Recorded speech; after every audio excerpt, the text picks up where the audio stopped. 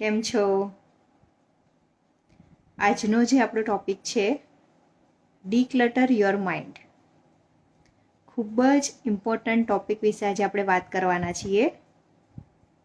તો તેના માટે તમે તમારી ડાયરી અને પેન લઈને રેડી હોવ તો આર લખી કમેન્ટમાં લખજો, જેથી આપણે આપણા વેબિનારની શરૂઆત કરીએ.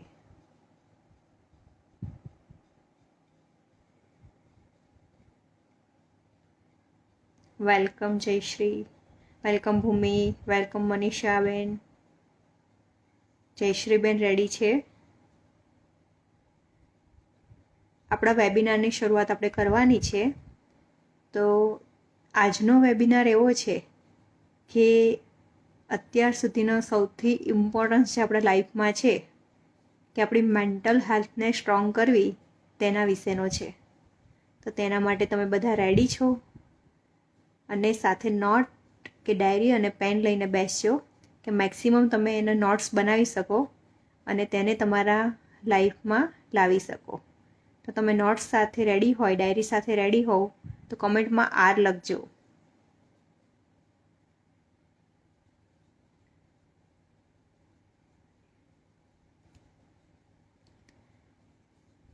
ડીક્લટર your mind. Declutter your mind.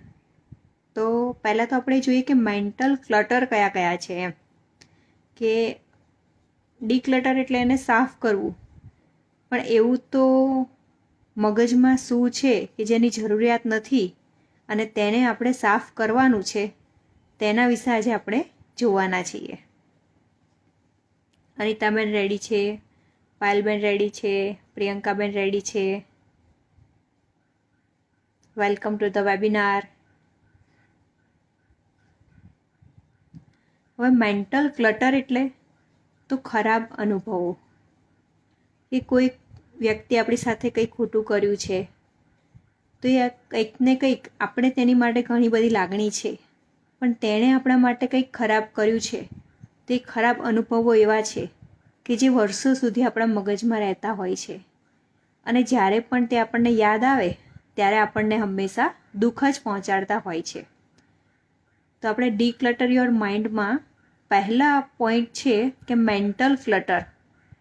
એટલે આપણે માઇન્ડને આપણું ડીક્લટર કરવું છે, માઇન્ડને સાફ તો કરવું છે, પણ એવું તો શું છે માઇન્ડમાં કે જેને સાફ કરવાની જરૂરિયાત છે?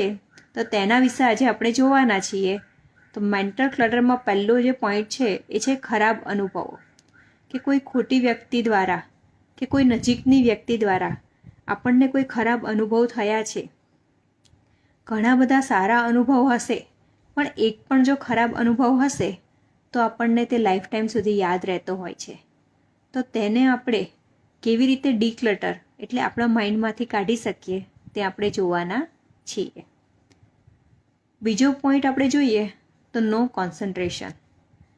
આપણને બધાને જ એવો અનુભવ થયો હશે કે જ્યારે પણ આપણે ઘણું બધું વિચારતા હોઈએ અથવા આપણે જે કરવું છે તેના વિશે નહીં, પણ હું શું કરીશ તેના વિશે હંમેશા વિચારતા હોઈએ. એટલે હંમેશા ભૂતકાળના જે અનુભવો છે તેને યાદ કરતા હોઈએ અને ભવિષ્યની ચિંતા કરતા હોઈએ. તો આપણે જે વર્તમાન સમય છે, આપણું જે પ્રેઝન્ટ ટાઈમ છે, તેમાં આપણે કોન્સન્ટ્રેશન રાખી શકતા નથી. એટલે ઘણા બધા વિચારોના કારણે આપણે આપણા કામમાં પણ કોન્સન્ટ્રેશન રાખી શકતા નથી. એટલે આ બીજો પોઈન્ટ છે. પહેલો પોઈન્ટ હતો ખરાબ અનુભવો, બીજો છે નો કોન્સન્ટ્રેશન. એટલે મેન્ટલ ક્લટર વિશે આપણે વાત કરીએ છીએ. મેન્ટલ ક્લટર વિશે ખબર હશે તો આપણે તેને ડીક્લટર કરી શકશું. ત્રીજો પોઈન્ટ જોઈએ તો ઓવર થિંકિંગ. પહેલું આપણે ખરાબ અનુભવો જોયા, બીજું કે ખરાબ અનુભવોના લીધે કોઈ કામમાં આપણે કોન્સન્ટ્રેટ કરી શકતા નથી, અને ત્રીજું આપણે જોયું ને તો ઓવર થિંકિંગ. એટલે ઘણીવાર એવું બને કે નાની અમથી વાત હોય તો પણ આપણે તેના વિશે ઘણું બધું વિચારતા હોઈએ, કે કદાચ સામેવાળી વ્યક્તિ તો તેને ભૂલી જ ગઈ હોય, પણ આપણે કહેવાય ને કે રાઈનો પહાડ બનાવી દેતા હોઈએ. એટલે આવું આપણને બધાને ઘણીવાર અનુભવ થયો હશે કે કદાચ વાત નાની અમથી હોય પણ એને આપણે ઘણી મોટી બનાવી દેતા હોઈએ. તો તે કેના કારણે થાય? તો તે ઓવર થિંકિંગના કારણે થાય. જ્યારે આપણે કહેવાય ને કે કોઈ પણ વાત વિશે વિચાર કરતા જ રહીએ તો એને ઓવર થિંકિંગ કહેવાય. અને ઓવર થિંકિંગ એક એવો સ્ટેજ છે જે ક્યારેય માણસને ડિસિઝન લેવા દેતો નથી અને સાચો ડિસિઝન લેવા દેતો નથી. જ્યારે આપણે ઓવર થિંકિંગ કરતા રહીએ ત્યારે હંમેશા આપણે કન્ફ્યુઝન સ્ટેજમાં રહીએ છીએ કે શું હું કરું. A, B અને C 3 ઓપ્શન હોય આપણી પાસે અને આપણે જો ઘણું બધું વિચારતા હોઈએ તો આપણને એમાં જઈએ તો એવું લાગે કે B કે Cમાં ગયો તો સારું હતું, બીમાં જઈએ તો આપણને એવું લાગે કે A કે C સારું હતું. એટલે આપણે કોઈ પણ એક ડિસિઝન લઈ શકતા નથી. એટલે જ્યારે મેન્ટલ ક્લટર વધુ હોય, મગજમાં ઘણું બધું ભરેલું હોય ત્યારે આપણે ઓવર થિંકિંગ પણ કરતા હોઈએ છીએ. અને આ બધી વાત એવી છે કે જેની આપણને જાણ પણ નથી હોતી, પણ આપણી અંદર એ થતી રહેતી હોય છે. પછી આપણે જોઈએ ને તો અત્યારની લાઈફસ્ટાઈલ એવી થઈ ગઈ છે કે બધા મલ્ટીટાસ્કિંગ કરવા લાગ્યા છે કે એક સાથે ઘણું બધું કામ કરે છે. અત્યારે પણ એવું થઈ શકે કે આ લાઈવ વેબિનાર્સ ચાલુ છે તેની સાથે આપણે બીજું પણ કરતા હોઈએ. આપણે કદાચ બહેનો રસોઈ બનાવતા હોઈએ તો સાથે ફોન પણ શરૂ રાખતા હોઈએ. એટલે મલ્ટીટાસ્કિંગમાં શું થાય તો માઇન્ડને કહેવાય ને કે ઓવરલોડ થાય છે અને કોઈ એક કામ સારી રીતે કરી શકતા નથી. એટલે જ્યારે મેન્ટલ ક્લટર એટલે વધુ પડતું કામ એકસાથે આવી જાય ત્યારે મલ્ટીટાસ્કિંગ કરવા જતાં એક પણ કામ સારી રીતે કરી શકતા નથી. પછી આપણે જઈએ તો ડિજિટલ ઓવરલોડ. તો મેન્ટલ ક્લટરનું સૌથી મોટું કારણ જોઈએ ને તો ડિજિટલ ઓવરલોડ છે કે અત્યારે આપણે હાથમાં ફોન લઈએ તો મોબાઈલ સર્ફિંગમાં આપણો સમય ક્યાં જતો રહે છે તેની આપણને ખબર રહેતી નથી અને આપણા મેન્ટલ સ્ટેટમાં એની શું અસર થાય છે તેની પણ આપણને ખબર રહેતી નથી. અત્યારે આપણે જોયું હશે કે ઘણા માતા પિતા બાળકોને પણ ફોન આપી દેતા હોય છે. બાળક પણ ફોનમાં મોટાની જેમ સર્ફિંગ કરતું હોય છે. સર્ફિંગ એટલે એક પછી જે ચેન્જ થાય એ. પણ એ બધી ઇન્ફોર્મેશન બાળકના સબકોન્શિયસ માઇન્ડમાં જાય છે જેની બિલકુલ જરૂર હોતી નથી. અને બધી જ વસ્તુ સારી આવે એ પણ જરૂરી હોતું નથી. એટલે જ્યારે પણ આપણે ફોન લઈને બેસીએ ત્યારે એક ટાઈમ સેટ હોવો જોઈએ કે આટલા ટાઈમ પછી હું ફોન મૂકી જ દઈશ. બાકી જે ડિજિટલ સર્ફિંગ છે એક એવો ફેઝ છે કે એમાં તમારો કેટલો સમય જતો રહે તેની તમને જાણ રહેતી નથી અને ઘણું બધું જોવા છતાં તેમાંથી કોઈ જ વસ્તુ આપણે આપણા જીવનમાં ઉતારી શકતા નથી. એટલે ડિજિટલ ઓવરલોડ જે છે તેને પણ કંટ્રોલ કરવો જોઈએ અને તે પણ એક મેન્ટલ ક્લટર છે. તો મેન્ટલ ક્લટરમાં આપણે જે પોઈન્ટ જોયા એમાં પહેલો પોઈન્ટ હતો ખરાબ અનુભવો. આપણા લાઈફમાં જે પણ ખરાબ અનુભવો છે એ જાણતા અજાણતા આપણે આપણા મગજમાં તેને સ્ટોર કરેલા છે અને જ્યારે પણ આપણને યાદ આવે છે ત્યારે આપણે દુઃખ લાગે છે. બીજો આપણે પોઈન્ટ જોયો કે નો કોન્સન્ટ્રેશન, કે ઘણા બધા ખરાબ અનુભવો ભેગા થાય તો આપણે જે કામમાં એક્સપર્ટ હોઈએ તે કામમાં પણ આપણે કોન્સન્ટ્રેશન રાખી શકતા નથી. થર્ડ જોઈએ તો ઓવર થિંકિંગ, કે ઘણીવાર કહેવાય ને કે ઘણા લોકો આપણે જોયા હશે કે આપણે પણ તેવા હશું કે કોઈ પણ એક સિંગલ ડિસિઝન લેવો હોય તો પણ કેટલું બધું વિચારતા હોઈએ. એટલે ઓવર થિંકિંગ પણ મેન્ટલ ક્લટર છે. તેના પછી આપણે જોઈએ તો મલ્ટીટાસ્કિંગ, કે એક સાથે વધુ પડતા કામ કરવા જઈએ તો એક કામ પણ સારી રીતે કરી શકતા નથી. તો આ પણ એક મેન્ટલ ક્લટર છે કે એક માઇન્ડમાં બોજો રહે છે કે મારે આ કરવાનું છે, આ કરવાનું છે. એટલે મલ્ટીટાસ્કિંગ જ્યારે કરવા જઈએ ત્યારે એ મેન્ટલ ક્લટર રૂપે આપણા માઇન્ડમાં ક્યાંક ને ક્યાંક સ્ટોર થાય છે. અને લાસ્ટ ડિજિટલ ઓવરલોડ, એટલે ઘણીવાર આપણે ફોનમાં 1 થી 2 કલાક આપણો કાઢી દેતા હોઈએ છીએ. ઘણું બધું જોતા હોઈએ છીએ, પણ તેમાંથી આપણે આપણા જીવનમાં કંઈ ઉતારતા નથી. પણ એ મેન્ટલ જે ડિજિટલ ઓવરલોડ છે એ આપણી મેન્ટલ હેલ્થને ખરાબ કરે છે. તો આપણે જે મેન્ટલ ક્લટર જોયા એને હવે ડીક્લટર કેવી રીતે કરવા તે જોવાના છીએ. ચાર્મીબેન જે પણ લાઈવ સેશન ચાલે છે તેમાં એક્ટિવલી પાર્ટિસિપેટ પણ થાય છે અને કમેન્ટ પણ કરે છે. તો તમને બધાને પણ જે પણ વાત સારી લાગે તે જરૂરથી લખજો. અને આપણે અત્યારે જે મેન્ટલ ક્લટરના 5 પોઈન્ટ જોયા તેમાંથી તમને કેવું લાગે છે કે તમને પોતાને આપણે આજે કેવું છે કે અત્યારે જે બધા મળ્યા છે એક ફેમિલી મળ્યા છીએ, તો પોતાના માટે કયો એવો પોઈન્ટ છે કે જે મેન્ટલ ક્લટર છે કે જેને આપણે આપણા જીવનમાંથી ડીક્લટર કરવો જોઈએ.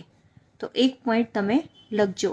આપણે પોઈન્ટનો નંબર લખીશું. ફર્સ્ટ પોઈન્ટ છે આપણા ખરાબ અનુભવો, બીજો પોઈન્ટ છે નો કોન્સન્ટ્રેશન, ત્રીજો પોઈન્ટ છે ઓવર થિંકિંગ, ચોથો પોઈન્ટ છે મલ્ટીટાસ્કિંગ અને પાંચમો પોઈન્ટ છે ડિજિટલ ઓવરલોડ.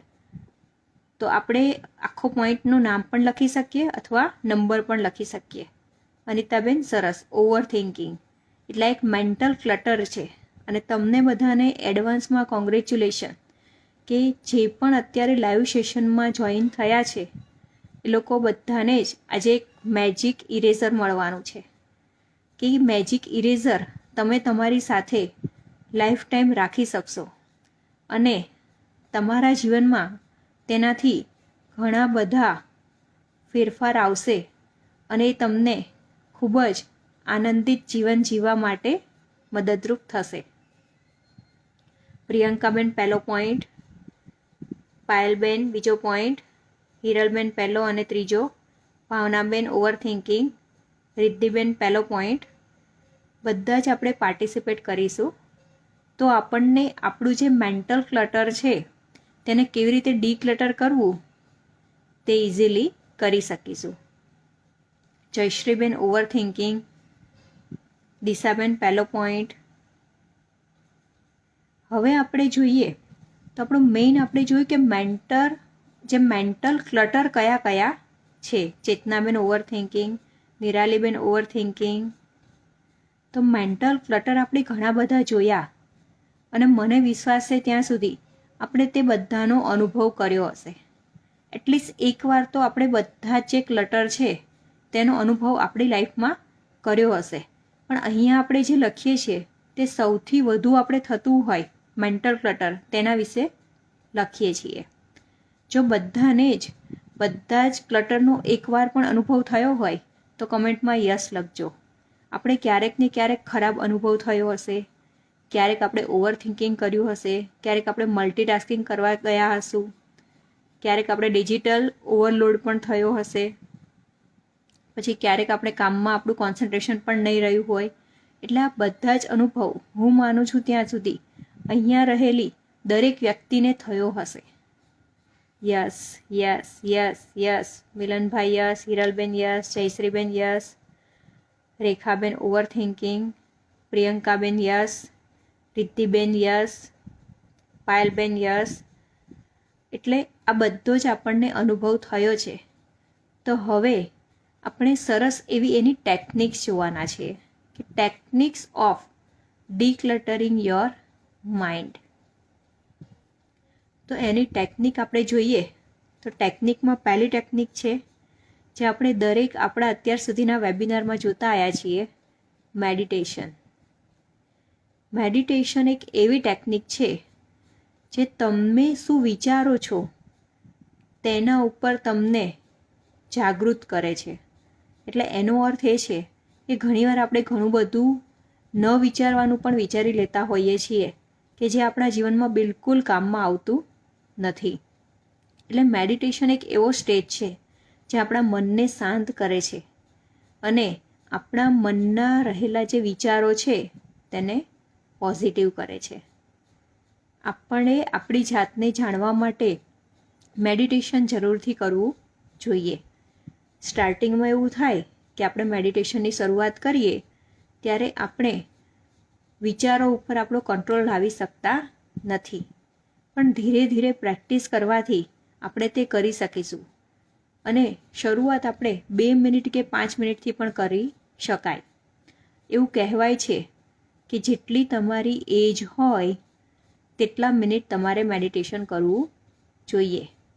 જો તમારે તમારી લાઈફમાં સક્સેસ જોઈએ છીએ, ગ્રોથ જોઈએ છીએ, તમારી લાઈફ તમારેમાં હેપીનેસ જોઈએ છે, તો જેટલી તમારી એજ હોય એટલા મિનિટ તમારે મેડિટેશન કરવું જોઈએ. તો અહીંયા આપણે આપણી એજ લખીશું કે જેથી આપણને બધાને માઇન્ડમાં રહે કે મારે આટલા ટાઈમ મેડિટેશન કરવાનું છે. Welcome to Hiralben. હિરલબેન આજે first time live session join કર્યો છે. આપણે બધા અહીંયા કમેન્ટમાં આપણી એજ લખીશું એટલે આપણા માઇન્ડમાં ફિટ રહે કે મારે આટલા ટાઈમ મેડિટેશન કરવાનું છે. હું 5 મિનિટથી શરૂઆત કરીશ પણ મારે આટલી મિનિટ સુધી મેડિટેશન લઈ જવાનું છે. મનીષાબેન 50, પાયલબેન 31, પ્રિયંકાબેન 32 minute, Bhavnaben 39 minute, Dishaben 26 minute, જયશ્રીબેન 48 મિનિટ, રિદ્ધિબેન 30 મિનિટ, વિશેષભાઈ 47 મિનિટ, વિધિબેન 32 મિનિટ, હિનાબેન 29 મિનિટ. એટલે આપણી ડાયરીમાં પણ આ નોટ આપણે બનાવીશું કે મારી જેટલી એજ છે એટલો સમય મારે, એટલી મિનિટ મારે મેડિટેશન કરવાનું છે. ભલે હું શરૂઆત 5 મિનિટથી કરું પણ મારે તેટલી મિનિટ સુધી પહોંચવાનું છે. હવે આપણે જોઈએ કે ઘણીવાર આપણને એવું થાય કે મારે મેડિટેશન કરવું છે પણ હું મેડિટેશનની શરૂઆત કેવી રીતે કરું? કે જ્યારે પણ હું આંખ બંધ કરીને બેસવાનો ટ્રાય કરું છું ત્યારે હંમેશા મારો જે વિચારો તરફ મારું કોન્સન્ટ્રેશન જતું રહે છે. મારા વિચારોને હું કંટ્રોલ કરી શકતી નથી. ત્યારે આપણે શરૂઆત કરવી હોય ત્યાં આપણે આપણા શ્વાસ, જે આપણે બ્રીધિંગ કરતા હોઈએ છીએ, ઇનહેલ એક્સેલ, શ્વાસ લઈએ અને છોડીએ, તેના પર આપણે આપણું ધ્યાન કેન્દ્રિત કરવું જોઈએ. જો આપણે તેના ઉપર આપણું ધ્યાન કેન્દ્રિત કરીશું તો ધીરે ધીરે ધીરે આગળ જતાં આપણે આપણા શ્વાસ પર પણ ધ્યાન કેન્દ્રિત નહીં કરીએ તો પણ આપણે જે આપણા વિચારોનો આવેગ છે તેને રોકી શકીશું. એટલે આપણે એવું નક્કી કરીએ કે કાલથી એટલીસ્ટ 5 મિનિટથી હું શરૂઆત કરીશ અને જેટલી મિનિટની મારે રિક્વાયરમેન્ટ છે, જેટલી મારી એજ છે એટલી મિનિટ સુધી હું 3 મહિનામાં મેડિટેશન કરતી ત્યાં પહોંચીશ. એટલે કાલથી હું 5 મિનિટથી શરૂઆત કરું તો મારી એજ 35 મિનિટ છે તો 3 મહિનામાં હું 35 મિનિટ સુધી મેડિટેશન કરી શકું એટલી હું કેપેબલ બનું. 15 જૂન 2024 બધાના જ માટે એક લાઈફ ચેન્જિંગ ડે છે, એ બધા લખી રાખજો. જો આજની બધી ટેકનિક તમે ફોલો કરવાનું શરૂઆત કરશો તો ખરેખર કાલથી તમારા માટે સોનાનો સૂરજ ઉગવાનો છે. તો કાલથી કેટલા લોકો મને કમિટમેન્ટ આપે છે, કેટલા લોકો મને પ્રોમિસ આપે છે કે કાલથી તમે ઓછામાં ઓછું 5 મિનિટથી મેડિટેશન કરવાની શરૂઆત કરશો. જો તમે કમિટેડ હોય તો કમેન્ટમાં યસ કરીને લખજો.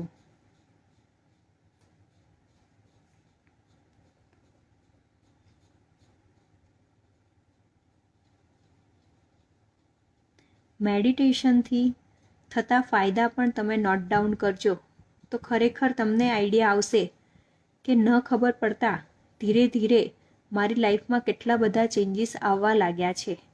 જયશ્રીબેન યસ, જયશ્રીબેન યસ, અનિતાબેન યસ, નિરાલીબેન yes, I promise, very nice. દિશાબેન યસ, યામીબેન યસ, ચાર્મીબેન યસ, પ્રિયંકાબેન યસ. તમે લોકોએ મને આજે કમિટમેન્ટ કર્યું છે, પ્રોમિસ કર્યું છે. રેખાબેન યસ.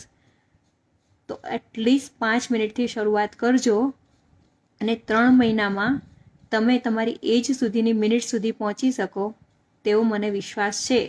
અને તેનાથી થતા જે બેનિફિટ્સ છે એ પણ તમે નોટ ડાઉન કરજો તો તમને આઈડિયા આવશે કે તમારી આખી લાઈફ છે એ ચેન્જ થઈ ગઈ છે. જેમણે પણ યસ લખ્યું છે બધાને જ કોંગ્રેચ્યુલેશન. તમારી લાઈફ ચેન્જિંગ થવાની શરૂઆત થઈ ગઈ છે. બીજું આપણે જોઈએ તો એની પણ આપણે દરેક લાઈવ સેશનમાં વાત કરતા હોઈએ છીએ. Deep breathing and pranayama. Mental declutter માટે પહેલું આપણે મેડિટેશન જોયું. મેડિટેશન ક્યાં સુધી કરવું જોઈએ? તો જેટલી મારી ઉંમર છે એટલી મિનિટ મારે મેડિટેશન કરવું જોઈએ. બીજું ડીપ બ્રીથિંગ પ્રાણાયામ. જ્યારથી આપણે ડીપ બ્રીથિંગ કરવાનું શરૂઆત કરીશું, પ્રાણાયામ કરવાની શરૂઆત કરીશું, ત્યારથી આપણું આયુષ્ય 10 વર્ષ વધી જશે. અથવા આપણે આપણા ફેમિલી મેમ્બર્સને પણ જો ડિસીઝ ફ્રી લાઈફ આપવી હોય, આપણા બાળકોને પણ ડિસીઝ ફ્રી લાઈફ આપવી હોય, તો આજથી જ આપણે તેમને શીખવાડીએ કે ડીપ બ્રીથિંગ કરવું જોઈએ અને સાથે પ્રાણાયામ કરવું જોઈએ. આપણે આજે મેન્ટલ ડિટોક્સની વાત કરીએ છીએ, મેન્ટલ જે ડીક્લટરની વાત કરીએ છીએ, તો જે ઇન્ટરનલ ઓર્ગન છે તેને ડીક્લટર કરવા માટે, તેમાંથી બેડ ટોક્સિન બહાર કાઢવા માટે પ્રાણાયામની જરૂરિયાત છે. ઇન્ટરનલ બ્રીથિંગ દ્વારા જે બેડ ટોક્સિન બહાર નીકળે છે એ આપણા અંદરના બધા જ ઓર્ગન્સની સફાઈ કરે છે. એટલે ડીપ બ્રીથિંગ કરવું ખૂબ જરૂરી છે.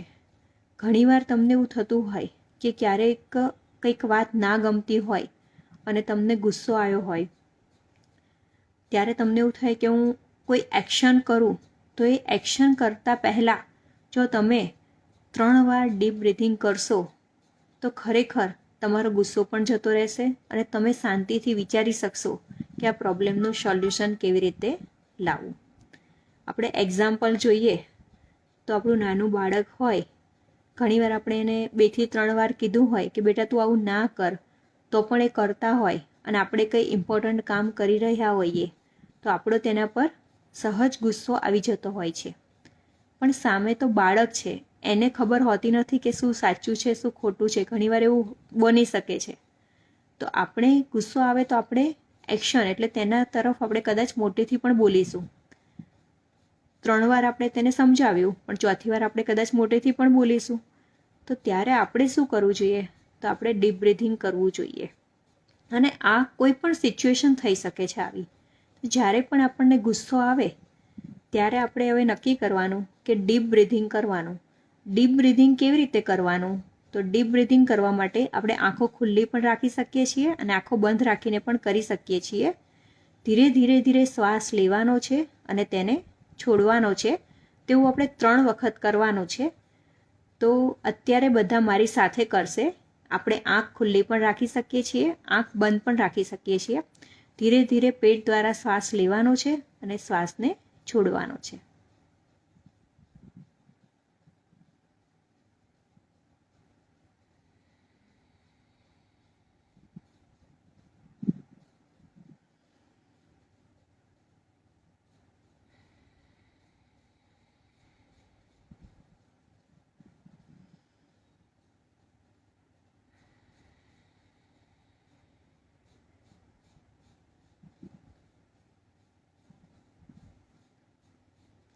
જ્યારે તમે ડીપ બ્રીથિંગ કર્યું ત્યારે તમને કેવું ફીલ થયું તે કમેન્ટમાં લખજો.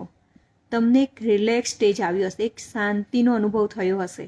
જો તમને એવું લાગ્યું હોય, રિલેક્સ લાગ્યું હોય તો કમેન્ટમાં R લખજો. ડીપ બ્રીથિંગ આપણે દર કલાક 2 કલાકે કરતું રહેવું જોઈએ, જેનાથી આપણું મન શાંત રહે છે. વિધિબેન લખે છે કે આ પોઈન્ટ માટે થેન્ક યુ. કે ઘણીવાર આપણને એવું થયું હોય કે નાની નાની વાતમાં પણ આપણને કહેવાય ને કે જાણતા અજાણતા આપણે ગુસ્સે થઈ જતા હોઈએ છીએ.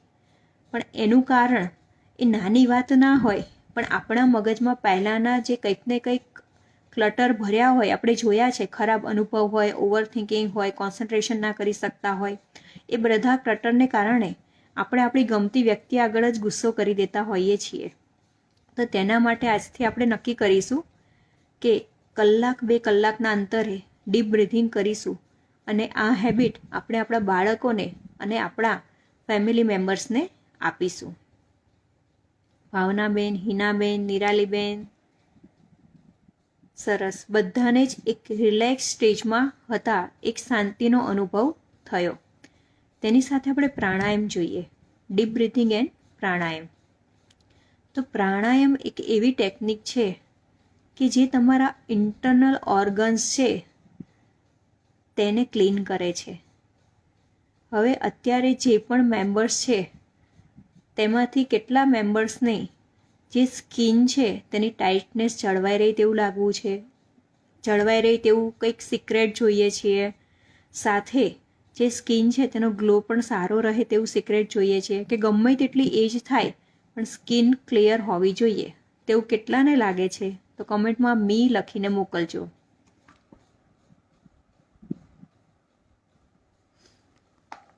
જેને પણ એવું હોય કે એજના કારણે સ્કિન ખરાબ થવી ના જોઈએ, સ્કિનની ટાઇટનેસ જળવાઈ રહેવી જોઈએ અને સ્કિનનો ગ્લો પણ દિવસે દિવસે વધવો જોઈએ, તો એ કમેન્ટમાં મી લખીને મોકલજો.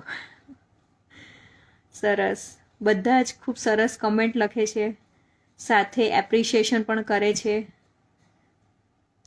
તો તેના માટે જેવી રીતે તમે બધાએ મને પ્રોમિસ કર્યું કે કાલથી 5 મિનિટ તમે મેડિટેશન કરશો, એવી રીતે જો પ્રાણાયામની પણ શરૂઆત કરશો તો હું તમને ગેરંટી આપું છું કે તમારે લાઈફ ટાઈમ સુધી તમારી સ્કિનની ટાઇટનેસ પણ જળવાઈ રહેશે, સાથે તમારા સ્કિનનો જે ગ્લો છે તે દિવસે દિવસે વધતો જશે.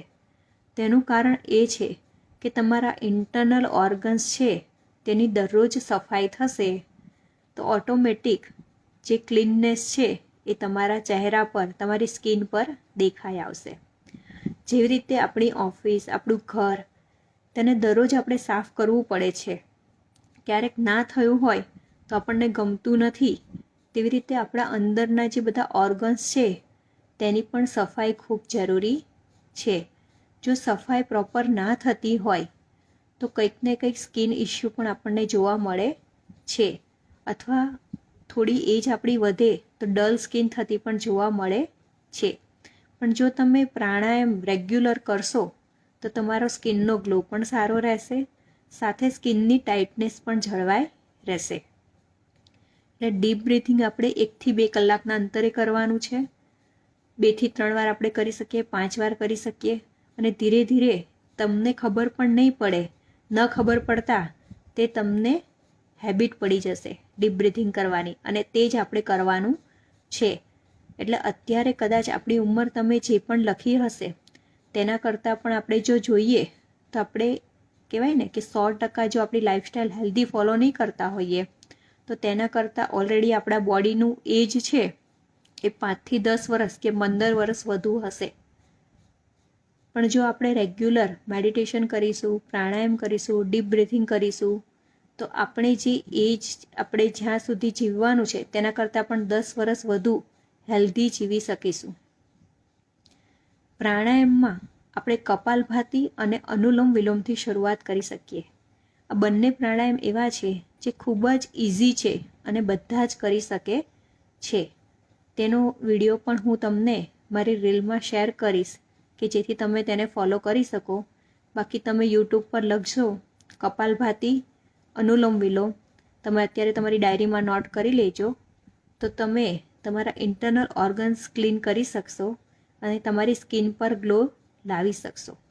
તો અત્યારે આજે આપણે જે પણ શીખીએ છીએ એના માટે આપણે કમિટમેન્ટ આપીએ, એના માટે આપણે પ્રોમિસ આપીએ કે નેક્સ્ટ 3 મંથ્સ હું તેને કરીશ. જો કન્ટિન્યુઅસ 3 મહિના કરવામાં આવશે તો તમને તેનું અમેઝિંગ રિઝલ્ટ મળશે. કદાચ એવું પણ થાય કે 3 મહિનામાં અમુક દિવસ મારાથી નહીં થયું તો પછીથી શરૂઆત કરવાની, પણ તેને છોડી દેવાનું નહીં. એટલે ડીપ બ્રીથિંગ 1 થી 2 કલાકના અંતરે 3 થી 5 વાર કરવાનું છે, અને પ્રાણાયામ 5 મિનિટથી શરૂઆત કરીને આપણે 20 મિનિટ સુધી પ્રાણાયામ કરી શકીએ. કપાલભાતિ આપણે 50 કાઉન્ટથી શરૂઆત કરી શકીએ અને અનુલોમ વિલોમ આપણે 20 કાઉન્ટથી શરૂઆત કરી શકીએ. તો કાલથી જે પણ અત્યારે જોડાયેલા છે મિત્રો, તે જો પ્રાણાયામ કરવાના હોવ તો કમેન્ટમાં પી લખીને મોકલજો. પ્રાણાયામથી આપણા ઇન્ટરનલ ઓર્ગન્સની સફાઈ થાય છે, માટે પ્રાણાયામ દરેક ઉંમરની વ્યક્તિઓએ કરવું જોઈએ. અને જેમના બાળકો નાના છે તેમને સ્કૂલે જતાં પહેલાં સવારે જ હેબિટ પાડવી જોઈએ કે ડીપ બ્રીથિંગ અને પ્રાણાયામ કરીને સ્કૂલે જાય. હિરલબેન પ્રોમિસ છે, વિધિબેન પ્રાણાયામ કરવાના છે, રિદ્ધિબેન કરવાના છે, ભાવનાબેન કરવાના છે, જયશ્રીબેન કરવાના છે. ખૂબ જ ઝડપથી કમેન્ટ આવી રહી છે અને તમે બધા જ તમારી લાઈફ ચેન્જ કરવા માટે તૈયાર છો. યામીબેન પ્રાણાયામ કરવાના છે, જયશ્રીબેન, ચારમીબેન, નિરાલીબેન, કોંગ્રેચ્યુલેશન બધાને કે તમે ખરેખર જો ફોલો કરશો તો તમે તમારી લાઈફમાં તેનું ચેન્જ, તેનું રિઝલ્ટ જોઈ શકશો. ચેતનાબેન કરે જ છે. ઓકે, ખૂબ સરસ ચેતનાબેન. ભૂમિબેન કરવાના છે, દિશાબેન કરવાના છે. સરસ.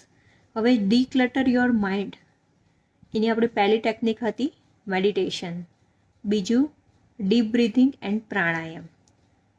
થર્ડ ટેકનિક છે રેગ્યુલર બોડી મસાજ.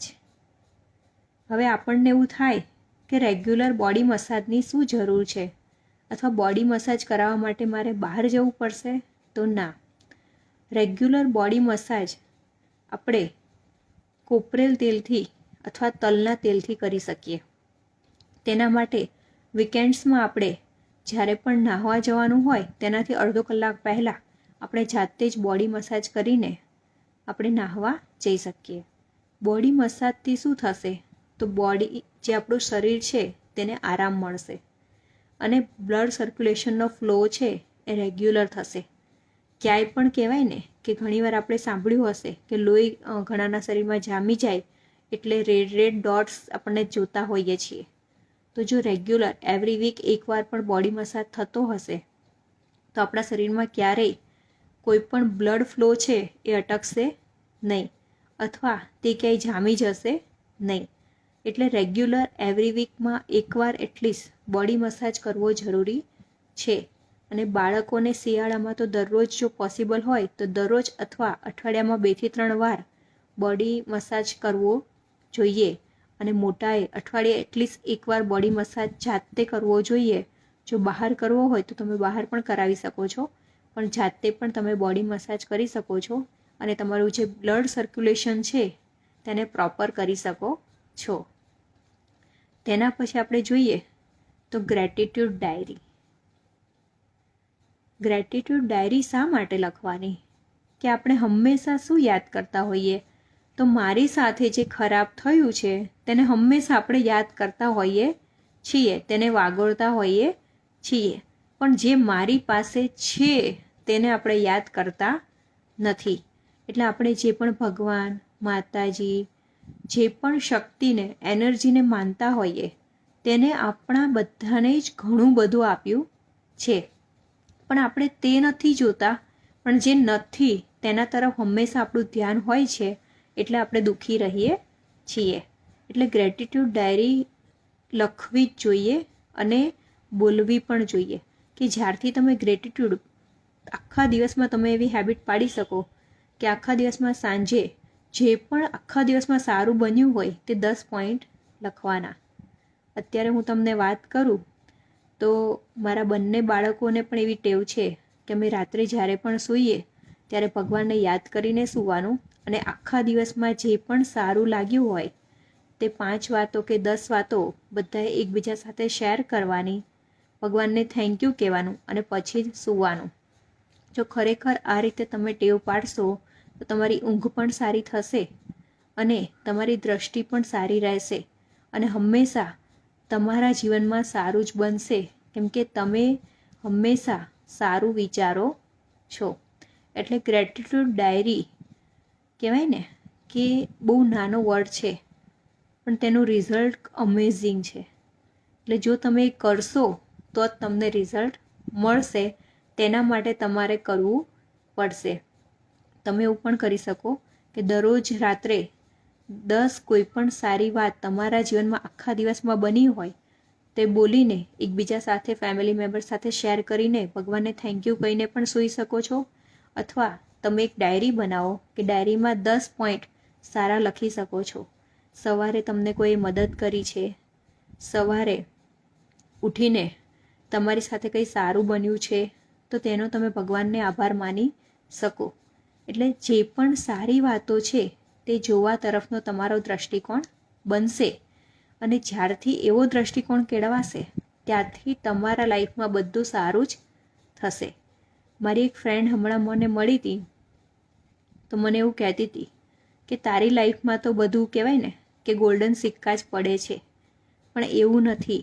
જો હંમેશા તમે સારું વિચારશો તો તમને ખરાબ કહેવાય ને ખરાબ કંઈ દેખાશે જ નહીં અને સારું જ દેખાશે અને તમારી દ્રષ્ટિ પણ તેવી કેળવાશે.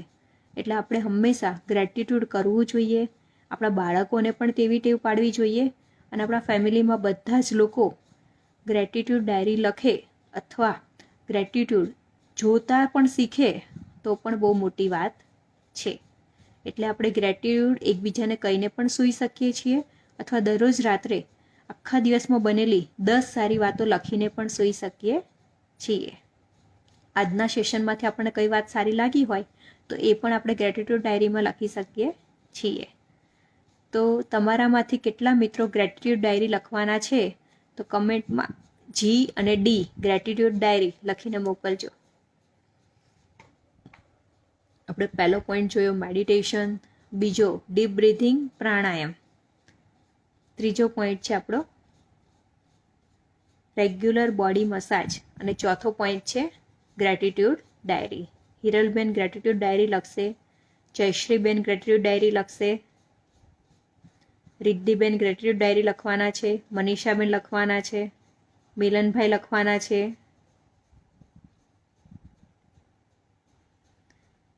જયશ્રીબેન લખવાના છે. આ બધી જ નાની નાની વાતો જો તમે તમારી લાઈફમાં લાવશો તો તમારા જીવનમાં પણ કહેવાય ને ખુશીઓ જ ખુશીઓ આવશે, ક્યારેય દુઃખને સ્થાન રહેશે નહીં. એના પછી આપણે જોઈએ તો ડીક્લટર યોર માઇન્ડમાં નેક્સ્ટ છે બીઈંગ ટચ વિથ નેચર.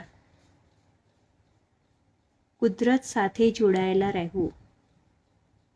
કહેવાય ને કે તમારે તમારા જીવનમાં આસમાને ઉડવાનું છે પણ પગ તમારા જમીન પર રાખવાના છે. તમારે એટલી મહેનત કરવાની છે, સક્સેસ મેળવવાનું છે તમારી જિંદગીમાં, પણ તમારા પગ ક્યાં હોવા જોઈએ તો જમીન પર હોવા જોઈએ. નેચર સાથે જોડાવાથી શું થાય તો નેચર એક હીલિંગ છે. આપણને હીલ કરવા માટેનું જે કોઈ ઇઝી અવેલેબલ ભગવાને આપેલું જો કોઈ હોય તે નેચર છે. કે ભગવાનના બ્લેસિંગ શું છે તો નેચર છે. ખુલ્લા પગે ઘાસ પર ચાલવાનું, પછી પાણીમાં કોઈ એક્ટિવિટી કરવાની, સૂર્યપ્રકાશ લેવાનો, માટી ગાર્ડનિંગ કરવાનું, આ બધી નેચર એક્ટિવિટી એવી છે કે આપણે કદાચ આપણા 7 ચક્ર વિશે સાંભળ્યું હશે, તેનો પણ આપણે ક્યારેક વેબિનાર લેશું કે આપણા શરીરમાં 7 ચક્ર આવેલા છે. તો આ 7 ચક્ર શું કામ કરે છે અને તેને હીલ કરવા માટે શું કરવું જોઈએ, તે 7 ચક્ર માટે જો તમે નેચર સાથે જોડાયેલા રહેશો તો તમારા 7 ચક્ર છે એ બેલેન્સ રહેશે. એટલે નેચર સાથે જોડાવું ખૂબ જરૂરી છે. એટલે આખા દિવસમાં આપણે નેચર સાથે કેવી રીતે જોડાઈ શકીએ તો આપણા નજીકમાં જો કોઈ ગાર્ડન હોય તો આપણે ખુલ્લા પગે ગાર્ડનમાં એટલીસ્ટ 5 થી 10 મિનિટ ચાલવું જોઈએ. પછી ત્યાં કોઈ જો મોટું વૃક્ષ હોય સરસ તો આપણે તેને હગ કરવું જોઈએ. એ વૃક્ષની જે પોઝિટિવ એનર્જી છે એ આપણને મળે છે. આપણને બધાને ખબર છે કે આપણને વૃક્ષો ઓક્સિજન આપે છે, તો વૃક્ષને હગ કરવાથી આપણી જે તેના તરફથી આપણને પોઝિટિવ એનર્જી મળે છે. કદાચ આપણને એવું લાગતું હશે કે એવું તો કંઈ કરાતું હશે, એનો તો કંઈ અર્થ હશે, પણ તમે કરીને જોજો તો તમને ખબર પડશે કે તેમાં તમને કેટલી શાંતિ મળે છે. પછી આપણે કરીએ તો ગાર્ડનિંગ કરવું જોઈએ. જો દરરોજ ગાર્ડનિંગ તમે કરવા લાગશો, નેચર સાથે કનેક્ટેડ રહેશો, કંઈ નહીં તો ફૂલ છોડને પાણી પણ આપશો તો પણ તમને કહેવાય ને તમારા મનને શાંતિ મળશે. પણ એ તમારે ખૂબ પ્રેમથી કરવાનું છે. આપણામાંથી ઘણા બધા લોકો દરરોજ ઝાડને છોડને પાણી આપતા હશે, પણ તે કેવું કે સુકાઈ ન જાય એટલે આપીએ અથવા આપવા ખાતર ગતાનું ગતિક આપણે આપતા હોઈએ છીએ. પણ હવે આપણે શું કરવાના છે તો જેમ આપણે આપણા બાળકોને મોટા કરીએ છીએ તેમ આપણે ફૂલ છોડને પણ પ્રેમથી તેને ખાતર નાખીએ, તેમાં પાણી આપીએ તો તેના તરફથી પણ આપણને પોઝિટિવ વાઇબ્સ મળતા હોય છે. એટલે નેચર સાથે કનેક્ટ થવું ખૂબ જરૂરી છે. નાના બાળકો હોય તો તેને માટીમાં જેટલા રમે તેટલા રમવા દેવા જોઈએ. એ જ તેનું પહેલું શિક્ષણ છે. અને જેટલા માટી સાથે કનેક્ટેડ રહેશે તેટલી તેનામાં કેલ્શિયમની ડેફિશિયન્સી આવશે નહીં. જે બાળકોમાં કેલ્શિયમની ડેફિશિયન્સી આવે છે તે બાળકો માટી સાથે કનેક્ટેડ રહેતા નથી હોતા. અત્યારે આપણે હાઇજીનના નામે બાળકોને રમવા પણ દેતા નથી. તો બાળકોને ગાર્ડનમાં લઈ જવા જોઈએ, બાળકોને માટીમાં રાખવા જોઈએ. અત્યારે મારે જ્યારે નાના બાળકો હતા, હજી નાના જ છે પણ વધુ નાના બાળકો હતા, ત્યારે મેં તેને બહુ મોટા મોટા 2 કુંડા લાવી આપ્યા હતા. અને એમાં થોડું પાણી નાખીને એને જે રમવું હોય, જે બનાવવું હોય એ માટીમાં એ રમી શકતા હતા. અને માટી સાથે જે કનેક્શન છે બાળકનું અને નેચરનું એ ખૂબ અમેઝિંગ છે. તેમાંથી એનો એક હિલિંગ પાવર મળે છે, એની ઇમ્યુનિટી સ્ટ્રોંગ થાય છે, એનામાં કેલ્શિયમ ડેફિશિયન્સી આવતી નથી. એટલે તમારા બાળકોને પણ માટી સાથે કનેક્ટેડ રાખો, માટીમાં રમવા દો. અને તમે પણ જો પોસિબલ હોય તો થોડી માટી લઈ શકો છો. જ્યારે પણ કોઈ પવિત્ર નદીમાં જાઓ ત્યારે તેની માટીથી તમે તેને કપાળ પર લગાવી શકો છો, બંને હાથ પર લગાવી શકો છો. એક હિલિંગ ટેકનિક છે, તમે ક્યારેય પણ કરશો તો તમને તેનું રિઝલ્ટ જોવા મળશે. એટલીસ્ટ 20 મિનિટ તમે સૂર્યપ્રકાશ લો તો તમારી વિટામિન ડીની ડેફિશિયન્સી ક્યારેય આવશે નહીં. સૂરજ દાદા ઉગે અને સૂરજ આથમે એનાથી 2 કલાક, સૂરજ આથમે તેના 2 કલાક પહેલાં અને સૂરજ ઉગે પછીના 2 કલાકમાં સૂર્યપ્રકાશ 20 મિનિટ લેવાથી ક્યારેય વિટામિન ડીની ડેફિશિયન્સી આવતી નથી. અને આપણું કોન્સન્ટ્રેશન પણ વધે છે. પછી પાણી સાથે પણ રહેવું જોઈએ.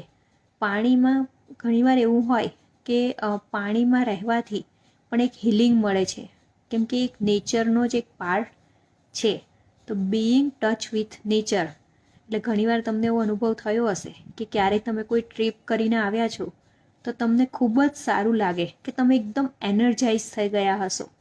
એટલે નેચર સાથે કનેક્ટ થવાનો આ બેનિફિટ છે કે તમારું જે મેન્ટલ હેલ્થ છે તેને સ્ટ્રોંગ બનાવે છે અને તેને સપોર્ટ કરે છે. એટલે નેચર સાથે કનેક્ટેડ આપણે રહેશું. તો કમેન્ટમાં લખીને મોકલજો કે તમે નેચર સાથે કેવી રીતે કનેક્ટેડ રહેશો. પાણી સાથે પણ રહી શકો છો, ગાર્ડનમાં પણ જઈ શકો છો, ગાર્ડનિંગ કરી શકો છો, સૂર્યપ્રકાશ મેળવી શકો છો. તો તમે નેચર સાથે કેવી રીતે કનેક્ટેડ રહેશો તે એક વર્ડમાં આપણે કમેન્ટમાં લખીશું. Go being touch with nature, આપણે નેચર સાથે કેવી રીતે કનેક્ટેડ રહી શકીએ. જો આપણે નેચર સાથે કનેક્ટેડ રહેશું તો આપણી લાઈફમાં ખૂબ જ આપણને સક્સેસ મળશે, આપણે ગ્રોથ કરી શકીશું, આપણું કોન્સન્ટ્રેશન વધશે અને સાથે આપણા જે પગ છે એ જમીનને અડેલા રહેશે. એટલે ક્યારે આપણા જીવનમાં અભિમાન આવશે નહીં. જયશ્રીબેન, ગાર્ડનિંગ, સ્વિમિંગ ખૂબ સરસ. સ્વિમિંગ પણ એક એક્સરસાઇઝ છે અને ગાર્ડનિંગ પણ થઈ જશે. Very nice. ગાર્ડનિંગ કરવાનો બેનિફિટ ખૂબ જ છે. જો તમને વિટામિન એમની જરૂરિયાત લાગતી હોય તો તમારે ગાર્ડનિંગ કરવું જોઈએ. વિટામિન એમ એટલે મની. જો તમે ગાર્ડનિંગ કરશો તો 100% તમારી લાઈફમાં મની આવશે. એક કહેવાય ને કે એક સિક્રેટ છે વિટામિન એમનું. એટલે ગાર્ડનિંગ બધાએ કરવું જોઈએ. મનીષાબેન, ગાર્ડનિંગ અને સૂર્યપ્રકાશ. બીજા બધા શું કરશો? આપણે કાલથી શરૂઆત કરવાની છે તો કમેન્ટમાં લખીશું કે આપણે નેચર સાથે કેવી રીતે કનેક્ટેડ રહેશું. આપણા માટે ઇઝી વે શું છે નેચર સાથે કનેક્ટેડ રહેવાનું તે લખીશું.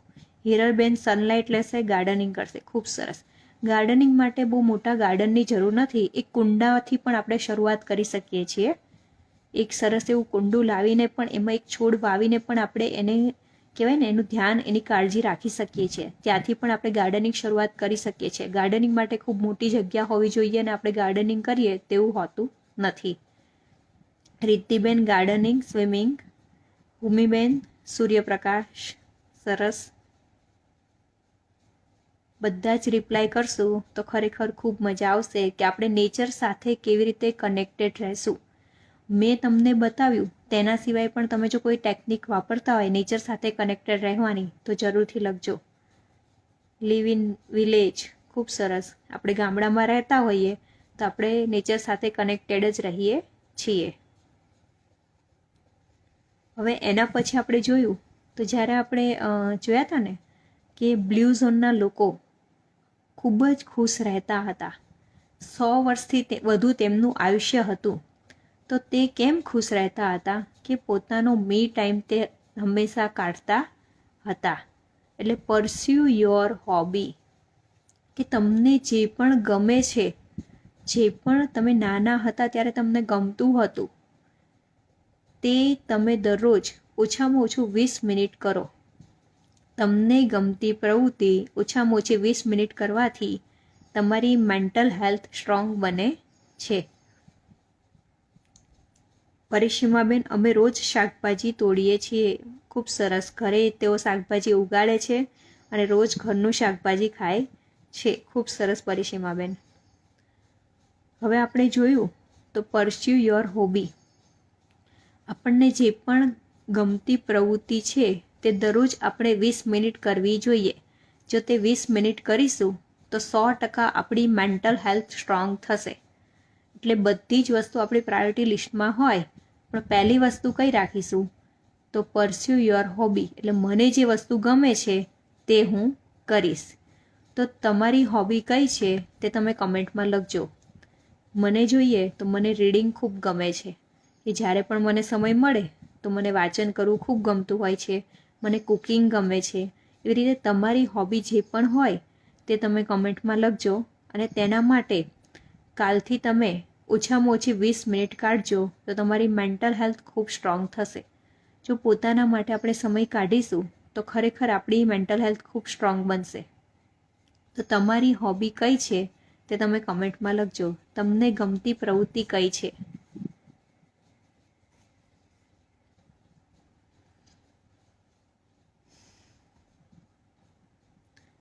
તમારી હોબી લખો અને સાથે કાલથી તેને તમારે 20 મિનિટ ઓછામાં ઓછું કરવાની છે.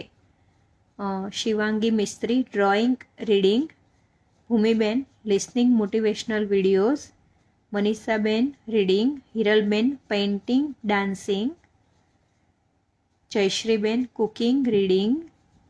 ઘણીવાર એવું થતું હોય કે આપણા જે બહેનો હોય અથવા ભાઈઓ હોય કે મેરેજ પહેલાં એમની ઘણી બધી હોબીસ હશે, રમવાની, કંઈ ક્રિકેટ રમવાનું કે કોઈ સ્પોર્ટ્સ રમવાનું હોઈ શકે છે, રીડિંગ હોઈ શકે, ડ્રોઈંગ હોઈ શકે છે, ડાન્સિંગ હોઈ શકે છે, લિસનિંગ મ્યુઝિક હોઈ શકે છે. બહેનો કે ભાઈઓ ગમે તેની હોય, પણ એમના મેરેજ થઈ ગયા પછી એમનું ઓફિસનું કામ હોય, ઘરનું કામ હોય, પછી બાળકો હોય, તો પોતાની હોબી માટે તેઓ સમય આપી શકતા નથી.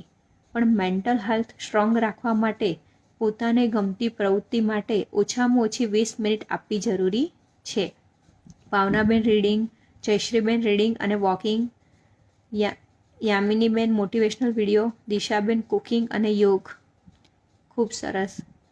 અને આપણી જે ગમતી એક્ટિવિટી છે એ આપણે એવું ટ્રાય કરવાનો કે એ ડિજિટલ ના હોય.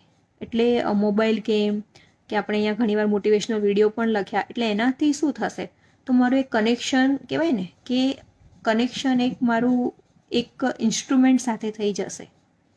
પણ ખાલી હું મેન્ટલી જ કહેવાય ને કે હેપી રહું, હું ડાન્સ કરું, હું ડ્રોઈંગ કરું, કે એમાં મારે કોઈ પણ ઇક્વિપમેન્ટની જરૂર ના હોય અને હું ખુશ રહી શકું તેવી મારી હોબી મારે રેગ્યુલર 20 મિનિટ કરવાની છે.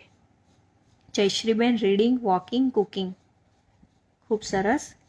હવે આપણે જોઈએ તો ઘણીવાર સવારે ઉઠીએ ને ત્યારથી આપણું એવું શેડ્યુલ હોય કે ઉઠીને ફ્રેશ થઈને બાળકો હોય તો બાળકોને તૈયાર કરીને સ્કૂલે મૂકવા, ઘરનું કામ કરવું અને પછી ફરી આખો દિવસ કામકાજ કરીને સૂઈ જવાનું. પણ આપણા લાઈફમાં ઘણીવાર કોઈ પ્લાનિંગ જ હોતું નથી કે મારે કરવું છે શું. એટલે ક્રિએટ ટુ ડુ લિસ્ટ. એક ટુ ડુ લિસ્ટ બનાવવું ખૂબ જરૂરી છે. સવારે ઉઠો ત્યારે અથવા આગલી રાત્રે સૂઈએ ત્યારે બીજા દિવસનું પ્લાનિંગ હોવું ખૂબ જરૂરી છે કે કાલે મારે શું કરવાનું છે.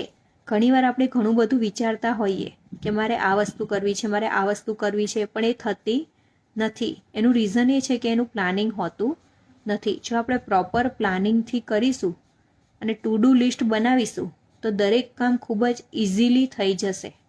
આપણે આગળ જોયું હતું કે મેન્ટલ ક્લટરમાં મલ્ટીટાસ્કિંગ એટલે આપણે એવું ટ્રાય કરતા હોય કે એક સાથે ઘણું બધું કરવાનો પ્રયત્ન કરતા હોઈએ, તેમાં એક વસ્તુ પણ સારી રીતે કરી શકતા નથી.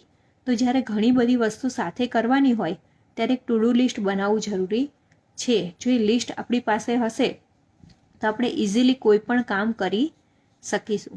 એટલે બધા જ આપણે નક્કી કરીએ કે સવારે ઉઠીને એક લિસ્ટ બનાવીએ અથવા આગલી રાત્રે સૂઈએ ત્યારે કાલે આપણે શું કરીશું તેનું લિસ્ટ મારી પાસે હોવું જોઈએ. તો બધા જ કામ આપણે ખૂબ જ ઇઝીલી કરી શકીશું.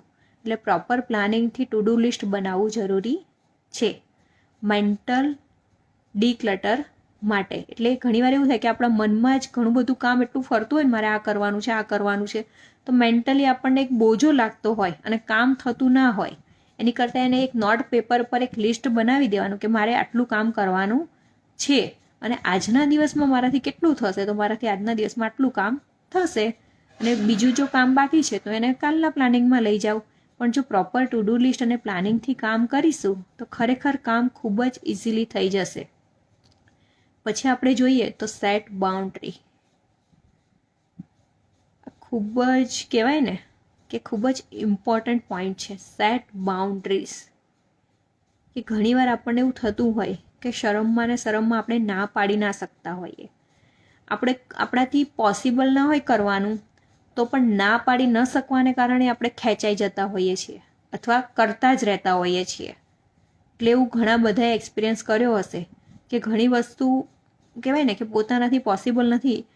મારી પાસે ફોર એક્ઝામ્પલ મારી પાસે ઘણું બધું કામ હોય છે અને કોઈ મારી નજીકની વ્યક્તિ આવીને મને કહે કે મને આટલું કરી આપીશ, મારાથી એ પોસિબલ જ નથી, તો પણ કેવું કે શરમના કારણે અથવા તેને ખરાબ લાગી જશે તેના કારણે હું મારા માઇન્ડમાં બોજો લઈ લઉં અને મારું કામ કહેવાય ને કે મારું કામ બાકી રહી જાય અને એનું કામ હું કરવા લાગું.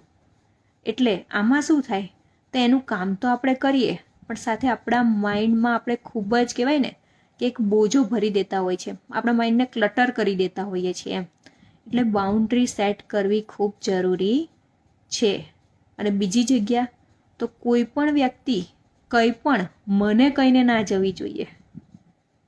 આ ખૂબ જરૂરી છે. કદાચ નાનો પોઈન્ટ લાગતો હશે પણ પછી આપણને એવું દુઃખ લગાડીએ કે આ વ્યક્તિ મને આવું કહીને ગઈ, પણ પહેલેથી મારે મારી બાઉન્ડ્રી સેટ કરવાની છે કે મારું આટલું સર્કલ છે એ સર્કલમાં ક્યાં સુધીની કોની એન્ટ્રી છે.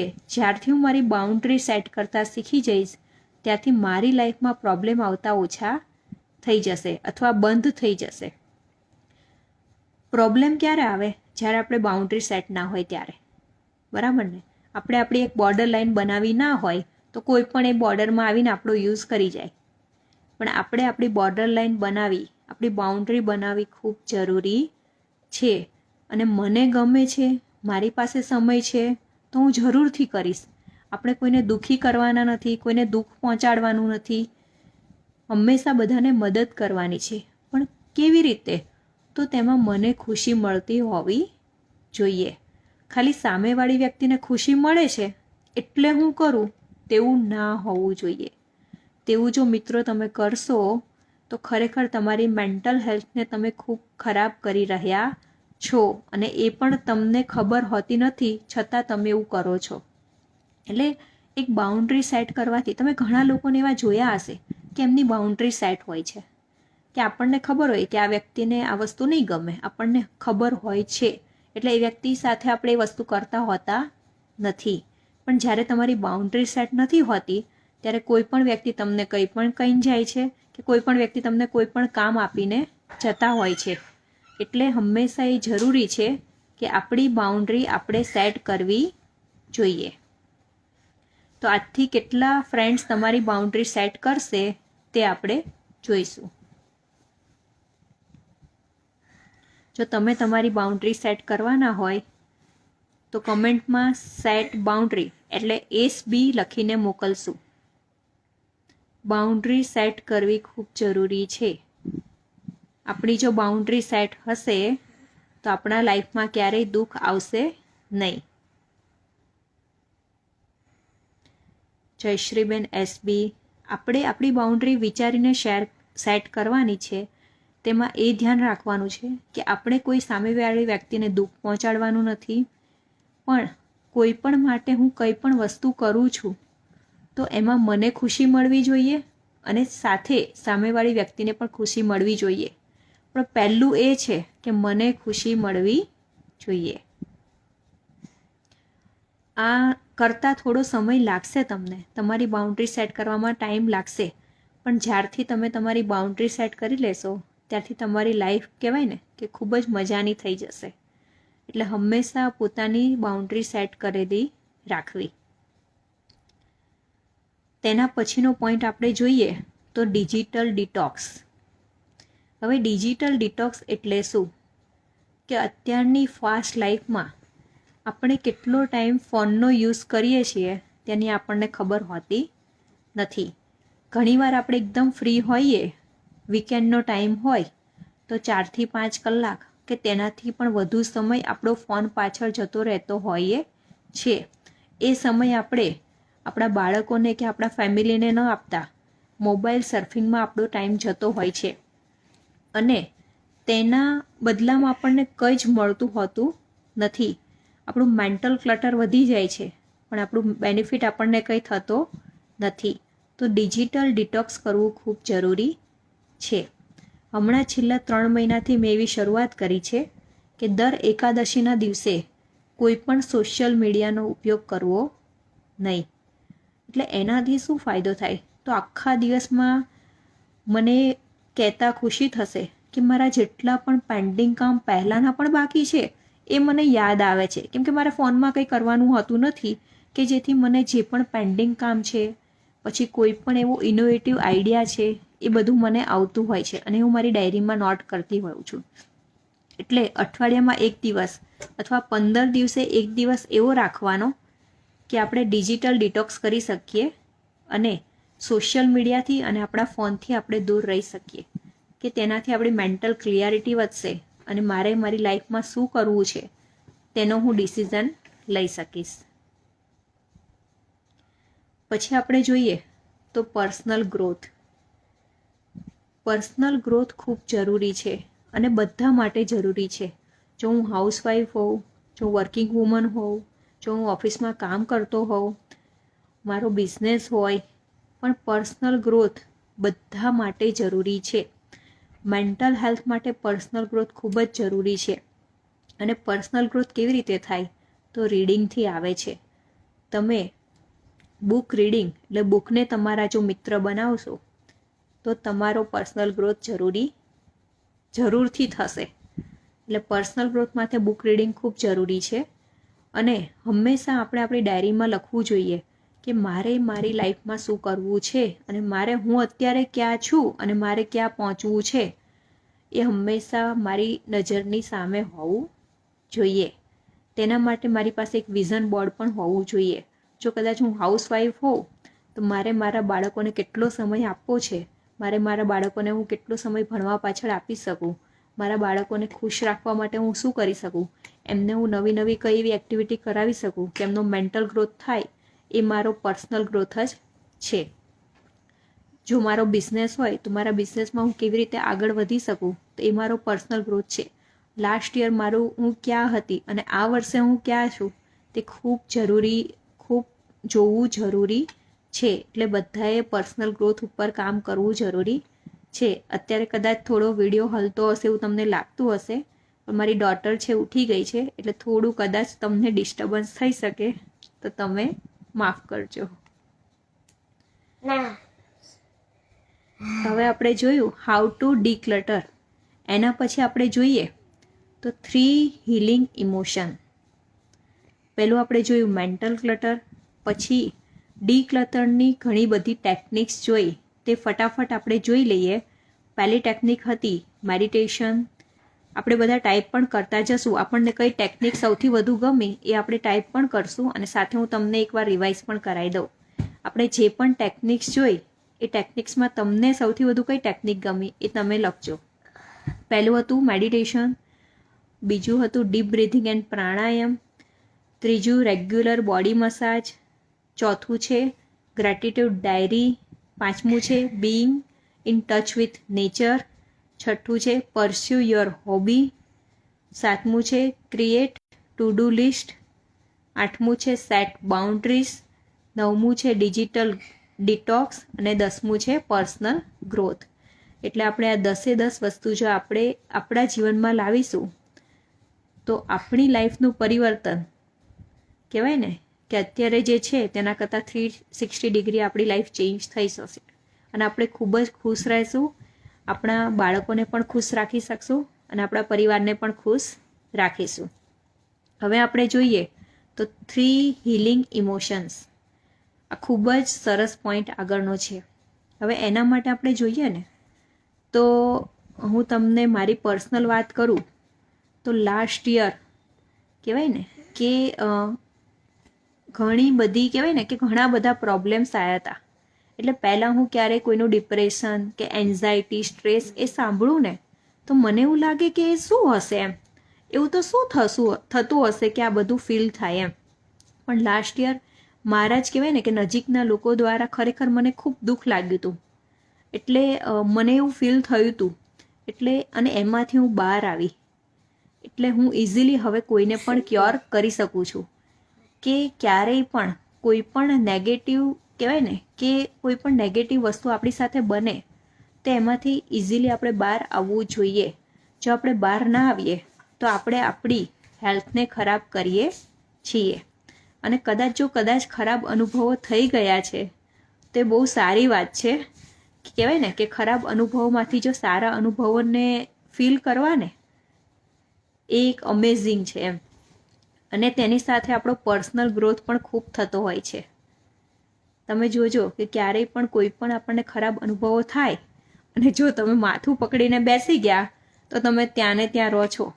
પણ એ અનુભવમાંથી તમે કેવી રીતે બહાર આવો અને તમારો ગ્રોથ કેવી રીતે કરો અને એ અનુભવ આવ્યા તેમાંથી તમે સારી વાત જો કંઈ ઉપાડશો તો 100% તમે તમારા જીવનમાં આગળ વધી શકશો.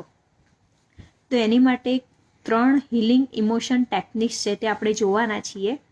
એમાં પહેલી છે ગ્રેટિટ્યૂડ, જે આપણે ડીક્લટર ટેકનિકમાં પણ જોયું હતું. ગ્રેટિટ્યૂડ ખૂબ જરૂરી છે. આપણે એવું જોયું કે રાત્રે આપણે જ્યારે પણ સૂઈએ ત્યારે 10 આખા દિવસમાં બનેલું ગ્રેટિટ્યૂડ આપણે લખવાનું છે. જે પણ સારી વાત બની છે તે આપણે લખવાની છે. પણ હું તો એવું કહું છું કે ક્ષણે જ્યારે પણ તમારી સાથે કંઈ પણ વસ્તુ સારી બને છે તો તમારે તેનો આભાર માનવો જોઈએ. તમારે તે વ્યક્તિનો આભાર માનવો જોઈએ. તમારે તે શક્તિનો આભાર માનવો જોઈએ. એટલે ગ્રેટિટ્યૂડ ખૂબ જ જરૂરી છે. ગ્રેટિટ્યૂડ કરવું. સેકન્ડ છે લવ. એટલે ઘણીવાર એવું થાય કે આપણે કંઈ પણ વસ્તુ આપણી સાથે ખરાબ બની છે તો તેની તરફ જ આપણી દ્રષ્ટિ હોય છે. આપણે સારું જોઈ શકતા જ નથી. અને ખરાબ અનુભવો અને ખરાબ વ્યક્તિઓના કહેવાય ને કે ચક્રવ્યૂહમાં આપણે એટલા ફસાઈ જઈએ છીએ કે આપણા જે પોતાના લોકો છે, આપણી માટે સતત ને સતત કાર્ય કરનારા લોકો છે, આપણા નજીકના લોકો છે, તેને આપણે પ્રેમ આપી શકતા નથી. પણ આપણે શું કરવું જોઈએ? તો જે ખરાબ અનુભવો કે ખરાબ વ્યક્તિમાંથી દૂર થઈને જે મારે નજીકના લોકો છે, મારા બાળકો, મારું કુટુંબ, એને મારે સમય આપવો જોઈએ. એને હું જેટલો પ્રેમ આપી શકું તેટલો મારે આપવો જોઈએ. ત્રીજું છે ફોરગિવનેસ. એટલે કહેવાય ને કે આપણે આજે એક મેજિક ઇરેઝરની વાત કરી હતી. એટલે મારી પાસે એક મેજિક ઇરેઝર છે કે હું મારા ભૂતકાળના જે પણ ખરાબ અનુભવો છે તેને હું ભૂસી શકું છું. તે એક મેજિક ઇરેઝર માટે આપણે બધા આવી રીતે કરીશું ને એને આપણે જે પણ અનુભવ છે તો આંખ બંધ કરીને તેને આપણે ઇરેઝ કરીશું. તો જરૂરથી જો તમે એક કહેવાય ને કે એવું માનીને કરશો કે મારી પાસે એક ઇરેઝર છે અને મારા જે પણ ભૂતકાળના અનુભવ છે તેને હું ઇરેઝ કરું છું, તેને હું ભૂલી જાઉં છું, તો તમે 100% તેને ભૂલીને તેમાંથી આગળ નીકળી શકશો. તો બધા જ પોતાના હાથમાં એક ઇરેઝર લેશે, આંખો બંધ કરશે અને જે પણ કદાચ ભૂતકાળના જે પણ અનુભવ છે તેને ખરેખર ઇરેઝ કરશે, બિલકુલ તેને રહેવા નહીં દે અને આજથી એક નવી લાઈફની શરૂઆત કરશે. તો બધા આંખો બંધ કરજો. હું 1 થી 10 કાઉન્ટ કરીશ. 1 થી 10 કાઉન્ટમાં આપણે જે આપણી પાસે મેજિક ઇરેઝર છે તેના ઉપયોગથી જે પણ આપણા માઇન્ડમાં ખરાબ અનુભવો થયેલા છે તેને આપણે ઇરેઝ કરીશું. 1 2 3 4 5 6 7 8 9 10. આપણે આપણી આંખો બંધ જ રાખીશું અને આપણે એવું ફીલ કરીશું કે અત્યાર સુધીમાં કોઈ પણ વ્યક્તિ દ્વારા જો મારા જીવનમાં મને કોઈ ખરાબ લાગ્યું છે, એ ખરાબ અનુભવ થયા છે, તે મારા જીવન વિકાસ માટે હતા. તેમાંથી હું સારી વસ્તુ કઈ ઉપાડી શકું તે મારે મારા જીવનમાં લાવવાની છે. અને ખરાબ અનુભવ કરવા પાછળ તે વ્યક્તિનો કોઈ પણ દોષ નથી.